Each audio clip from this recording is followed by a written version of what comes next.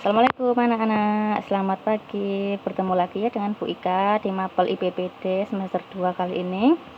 Bagaimana kabarnya hari ini? Sehat semua? Sudah mandi, berpakaian rapi dan sudah sarapan, siap untuk belajar.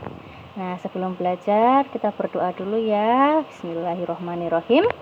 Kita mulai. Hari ini Bu Ika akan menjelaskan tentang kanker kolon. Apa itu kolon? Ada yang sudah tahu? Ya, kolon itu adalah usus besar. Jadi hari ini kita akan belajar tentang kanker kolon, kanker pada usus besar. Kalian bisa juga sambil dibuka di buku paketnya ya. Oke, next ya, pengertian. Apa itu kanker usus besar atau kolon?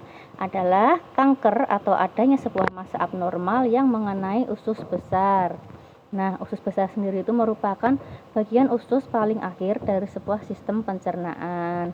Nah, muncul awalnya itu sebagai benjolan kecil yang jinak berupa polip yang lama-lama bertransformasi menjadi ganas yang dinamakan kanker. Sampai di sini paham? Ya, oke, next ya. Nah, kira-kira gambarnya seperti ini. Ini adalah gambar kolon atau usus besar. Nah, usus besar itu adalah usus paling akhir yang di sini nanti akan, nah ini anus atau rektum. Nah, awal mulanya itu seperti ini, polip kecil, dengan berjalannya waktu lama-lama menjadi besar dan disebut kanker. Oke, next. Nah, etiologi atau penyebabnya. Secara umum, kanker usus besar dimulai ketika sel-sel yang sehat di usus besar mengalami perubahan susunan DNA karena mutasi. Nah, apa itu DNA? DNA sendiri adalah sumber informasi dari suatu sel yang berisikan apa saja yang harus dilakukan oleh sebuah sel. Nah, pada kanker ini DNA ini berisi instruksi untuk terus melakukan pembelahan. Dia terus bermutasi, nah sehingga membentuk massa abnormal. Nah, massa abnormal itu nanti yang disebut kanker. Nah, penyebabnya apa ini? Karena ini zat karsinogenik. Oke, next. Nah, faktor resiko. Nah, siapa saja yang beresiko terkena kanker kolon? Pertama adalah usia. 90% pada kasus kanker kolon atau kolorektal ini dialami oleh orang yang berusia 50 tahun atau lebih. Yang kedua adalah riwayat penyakit. Seseorang dengan riwayat penyakit kanker atau polip kolorektal lebih beresiko terserang kanker. Yang ketiga adalah penyakit genetik. Seseorang dengan penyakit yang diturunkan dari keluarga seperti sindrom Ring beresiko tinggi mengalami kanker kolorektal. Yang keempat yaitu radang usus. Nah, kanker kolorektal beresiko tinggi menyerang penderita kolitis ulceratif atau peradangan pada usus besar. Next. Nah, selanjutnya nih gaya hidup nih. Karena kurang olahraga, kurang asupan serat dan buah-buahan, konsumsi minuman beralkohol, obesitas atau berat badan berlebih, dan merokok meningkatkan resiko kanker kolorektal. Nah, radioterapi juga bisa. Seseorang yang terkena paparan radiasi pada area perut meningkatkan resiko kanker kolorektal atau kanker kolon ya. Nah, diabetes pun juga orang dengan diabetes atau resistensi insulin memiliki resiko yang lebih tinggi untuk terjadinya kanker usus besar. Next, manifestasi klinis atau tanda dan gejala.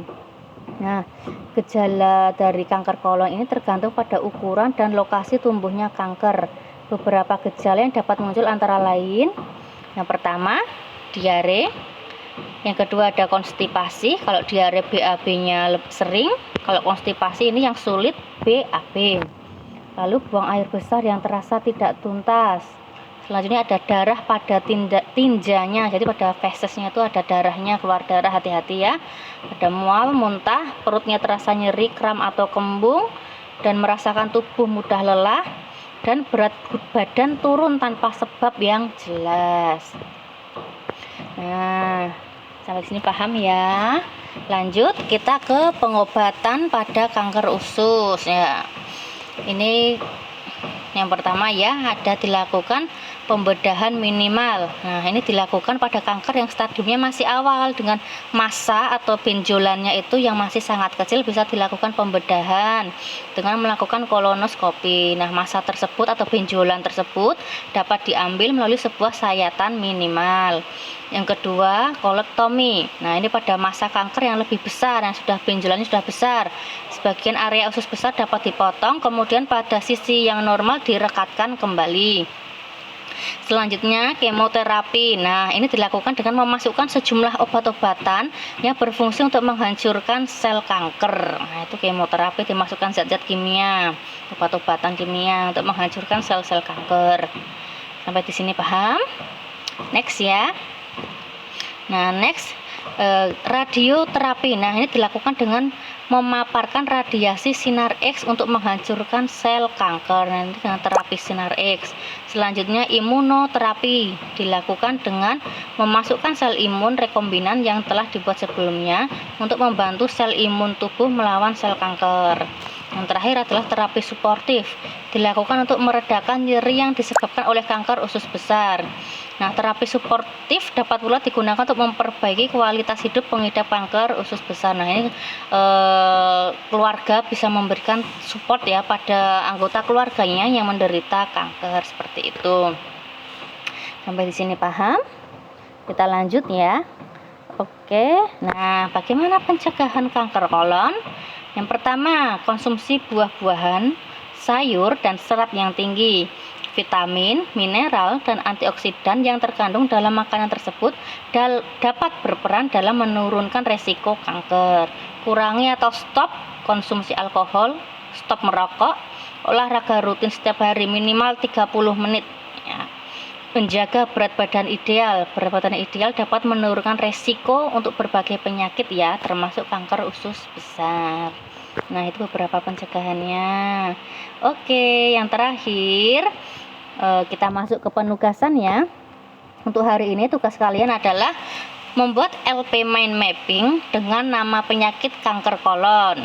Nah, kerjakan di buku LP, kalian kerjakan yang bagus, yang rapi, kalau bisa dikasih warna-warni biar kalian belajarnya juga enak, tulisannya yang bagus. Lalu fotokan tugas kalian dan kirim ke Google Classroom kelasnya masing-masing, 12KP1 kodenya ini, 12KP2 kodenya ini, 12KP3 kodenya ini ya. Bu Ika tunggu hari ini maksimal pukul 2 siang ya. Oke, yang ya ini next ada format LP mind mapping, barangkali ada yang lupa formatnya seperti apa, bisa kalian lihat lagi. Ini format LP mind mapping seperti ini. Oke, next bisa ya dikerjakan ya. Hari ini dikumpulkan jam 2. Baiklah, terima kasih untuk anak-anakku semua yang sudah mengikuti pembelajaran hari ini. Semangat selalu belajarnya, ditingkatkan ibadahnya dan jaga kesehatannya. Bu Ika tunggu tugasnya di Google Classroom hari ini ya. Terima kasih semuanya. Assalamualaikum warahmatullahi wabarakatuh.